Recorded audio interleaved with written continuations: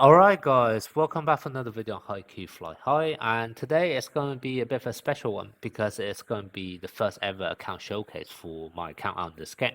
Now previously I've been doing a lot of guides on various different aspects of the game, however I never really talked about how my own account is progressing and also what are my kind of like end game goals, or like which character am I personally planning for. So I kind of just want to bring everything together in this video in case you guys want some inspirations on how to actually optimize your account, and also what other characters do you may also want to aim for in the future. Okay, so let's start off with the basic. We're just showing my account. So I am at level 41 right now, and I have a team power of 104. Okay, it's not crazy high, but it's definitely high enough in comparison to, let's say, free to play or live spenders. I will talk about spending a bit. I am definitely not free to play. Okay, I do have paid gems, as you can see. Okay, I don't know what's the cutoff between Dolphin and live spender, but I'm probably borderline between those two. So that's kind of where my count is. You can also kind of tell that from my memories and also characters. So character-wise, I only have two UR characters, okay? So I'll skip Kuro completely. And then the rest of my team right now looks like this. So basically, I'll go for a Shirtozawa team of the four members from Shirtozawa. And then have Suki and also Nishinoya, who I went for in the first select recruit.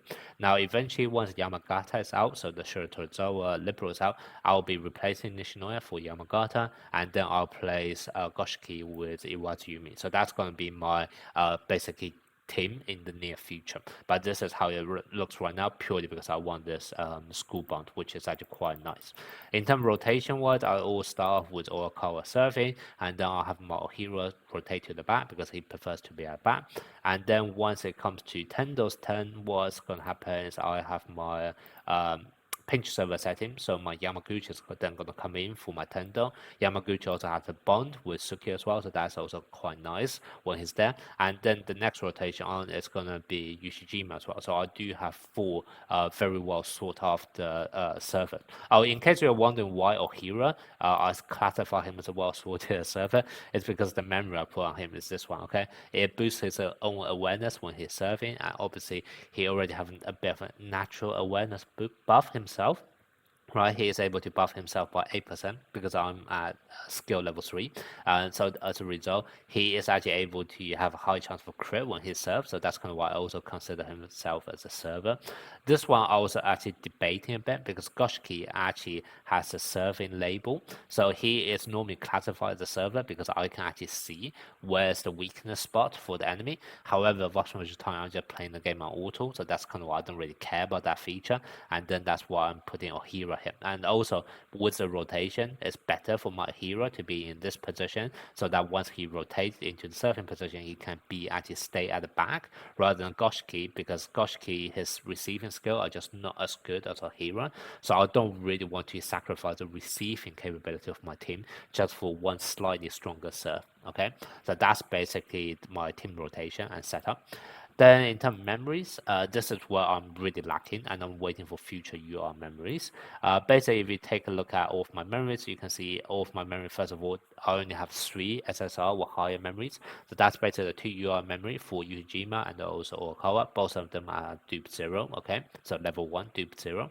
And then I have the one for Suki, which is the one I got from the beginner event, okay? So I didn't really summon on any other memories outside of the UR banners. Eventually, there are 2 SSR memories that I am planning to summon for. One's going to be the one for Fukurodani mid blocker, and another one is going to be the one for Fukurodani liberal. The one for Fukurodani mid blocker is very nice because it has the gimmick of guaranteeing you to crit on your block when the opponent is doing a critical spike. So that's kind of why I feel like it's quite nice because of that game mechanic it's able to provide. It allows you to bypass a lot of like stats check. So that's kind of why I feel like even though it's an SSR memory, it's actually very good.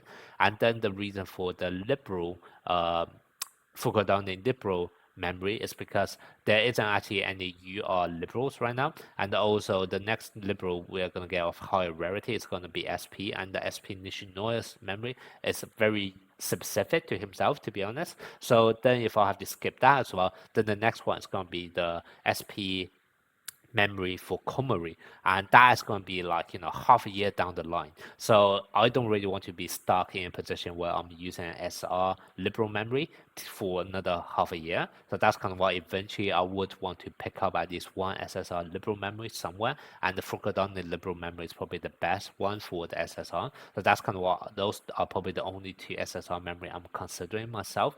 Otherwise, all of my tickets will be going for the UR banners, okay, for the memories.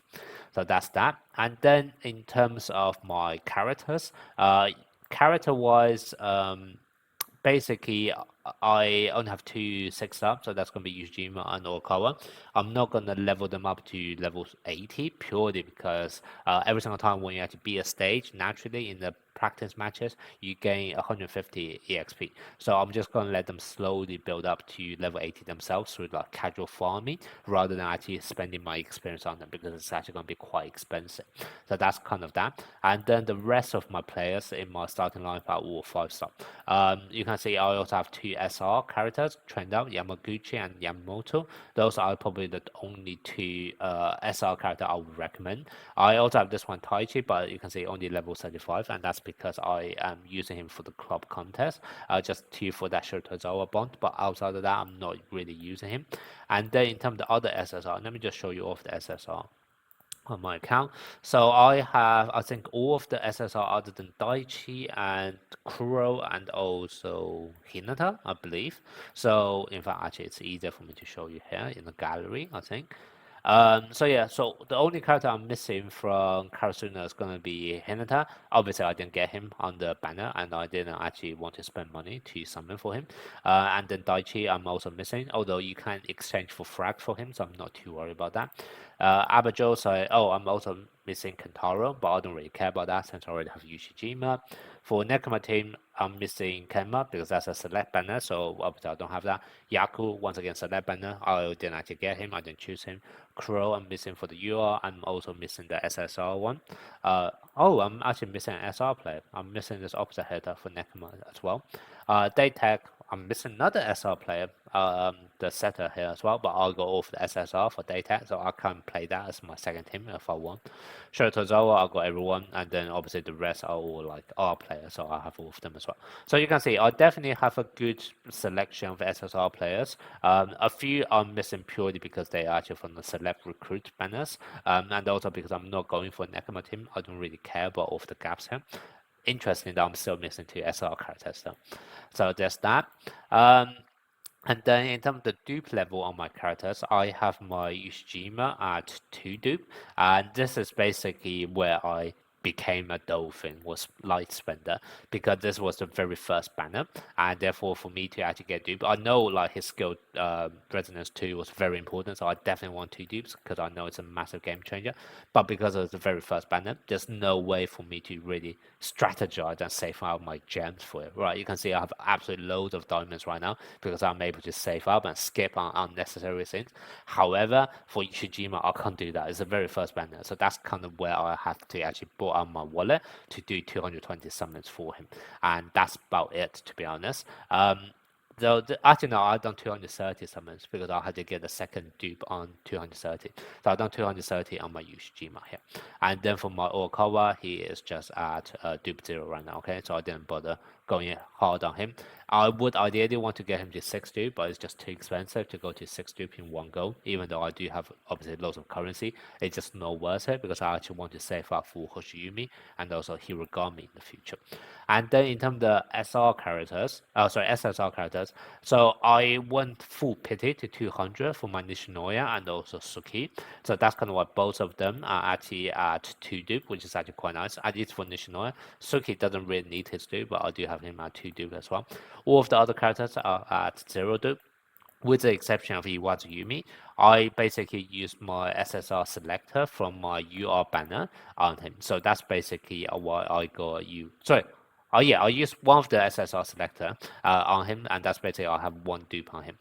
So that's Iwazu Yumi, and then I also have another selector from the beginner event where I actually chose Iwazu Yumi. Okay, so I didn't summon Iwazu Yumi, I purposely chose him, and then I used another selector to actually get him to dupe 1. And then I basically have 4 other dupes I was able to build up since the beginning of the game because I didn't actually use any of my milks, etc. Okay, my Wazuyumi, etc. They were all from the selector. So the dupes, what I have done is I have spent it all on a hero. Now, my original idea is that I actually want my hero to be at 6-2 because he is actually going to get a massive upgrade at 6-2. So that was my original plan. And I was actually planning to use all 4 of my milk on a hero. However, something changed my mind is that first of all, I started off with 2, just first of all to unlock the skill resonance. And then just so all 2 of my upgrade into the skill upgrade went to his passive skill, which is like the only good skill for him. And now I'm actually a bit on the fence now because should I even bother trying to go for another 4 dupes on him just to unlock his resonance? Because before, if I didn't get so lucky on this, raising another 4 levels for him can eventually make me max out this and then increase his awareness and also reflex. That's very important for him, and that would be ideal. So that would be another push reason for why I want to spend dupes on him. However, now this is already taken care of, and then now I'm actually debating whether it's worth to go to 6 dupes for him anymore. So that's kind of why I'm still a bit on the fence now. I will wait for see Yamagata first. I might just end up doing 2 dupes on him and see which one of his skill level wins. Because for me to actually get him to dupe 6, it's going to take me a while to get the milks anyway. So that's kind of why I'm not too bothered right now. But yeah, this kind of changed my mind slightly because of how, I guess, lucky I went with my skill upgrade for a hero. So that's kind of all of the dupes and all of my characters. And I think that's about it in terms of what I can show you guys. Oh, something else. I have absolutely a huge amount of diamonds. People have been asking why do I have so much diamond. It's simple. First of all, I spend and I spend efficiently. All right. So if I actually show you guys my spending, cumulative top up. Right, I'm not a well. All right, I'm not going very hard. This right now is what 2.7k points and 2.7k points, 2k of those actually because of the fact that I was actually buying the monthly passes. Okay, so those 2 together is already 2k. Outside of that, what am I spending? And this is something I actually spend regularly. Is that if I actually go for any of kind of recruit, what you can see is I buy the $1 pack every single time. Same thing for memory. I haven't bought it yet, but I will be buying that. I buy the £1 pack. I buy lots of small packs. Same thing with this pop-up thing. They just came out. I already bought. I'm not. I'm probably won't buy this one because I don't really care too much about SSRs. But I already bought the one for the memory and also the one for the recruit ticket. So that was like 5 recruit UR ticket for just $2 and also 10 memory ticket for $2. Okay, so I'll buy lots of small things and same thing for here in the special offer, no, gross offer. You can see I buy all of the cheap packs, and the reason why I buy all of those cheap packs every single week, yes, they would still eventually add up, and that's kind of why I say, I'm a light spender or maybe even a dolphin, depending on how you classify it. But the reason why I do buy lots of small packs is because of this, right? Daily lucky draw. I basically want to hit. Normally, this is going to be a special case for me because of the pop-up packs and also of all of the monthly passes. So that's kind of what I'm able to probably hit all the way to 14 and get this extra milk voucher at the end. But normally, what I do every single week is that I get to up to here, okay?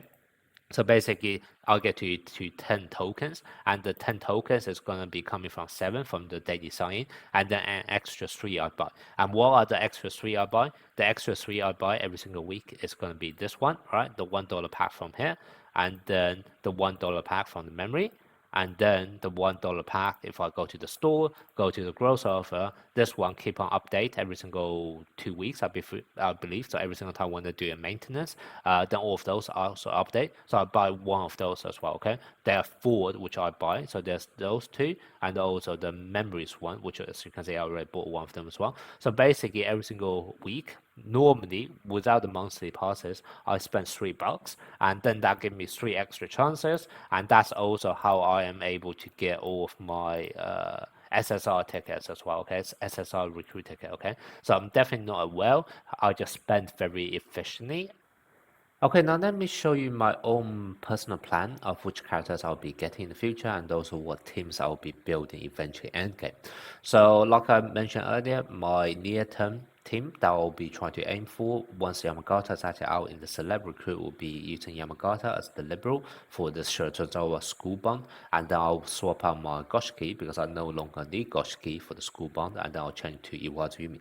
And this will probably be the team I'll be rocking with for the next probably 1 month or 2 months till the duo of Hirogami and also Hoshiyumi will be out.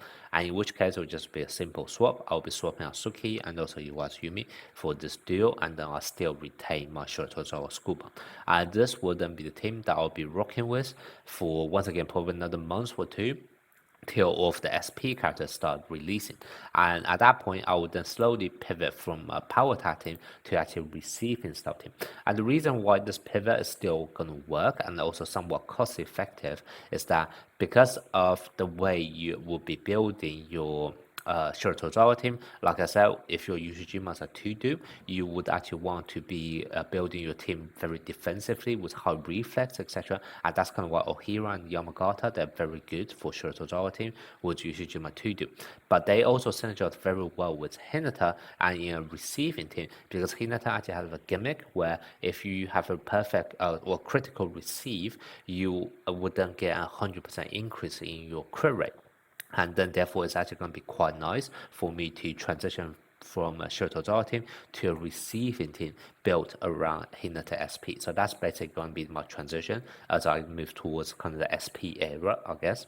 And then eventually in the end game, once they actually remove position limit, assuming we have that update which JP just had, I would then transition my receiving team into this team where I'll be actually playing 3 mid blockers and no opposite header. And basically the idea is that I'll be swapping out all 4 members of Shiratorizawa school for Suki, Kuro, Sakusa, and also Komori. And this is basically then going to be a very player bond heavy team. Because basically Kuro SP have a bond with Kenma SP, Suki has a bond with Hinata, and then Suki and Kuro themselves also have a bond together. And then likewise Komori and also Sakusa, they also have a bond together. So this then in my opinion becomes a very good receiving team and probably the best receiving team in Endgame that I think of because it actually features 6 characters with that receiving label. So you're really kind of focusing down on that receiving speciality here. And then another team I am also potentially considering would be actually to go for a Karasuno school bond as well. Because this team, whilst it's nice, it's actually missing school bond because it's just a kind of like mix and match. However, if I actually swap out Komori and Sakusa for 2 members from Karasuno, which both have like UR and SP character, they just have like a lot of UR and SP character, so it's probably the easiest to build a Karasuno school bond while still retaining a very high team power. I can basically go for Nishinoya for the liberal position, and then for this position it will be either Kageyama or it could also be Sugawara. Okay, either of them is going to work. Sugawara is basically going to give you another option in terms of speciality because now you actually have 4 characters with that block label. So basically this could also be very nice if I actually want to transition from like a receiving team to a blocking team instead, or I just have that option to do so. But then obviously if I actually use Kageyama instead, this could also be very nice because Kageyama actually have a bond with Hinata and also have a bond with Nishinoya. So whilst I'm not actually able to do a quick attack speciality because there are only 3 characters on this team with quick attack labels, but I am getting 2 extra player bonds instead. So that could also be very much viable. But yeah, so that's going to be my own personal plan in terms of the characters that I'm considering in the future and the teams that I'll be building. Let me know what you guys think and also what kind of characters, what team you are planning for in the future.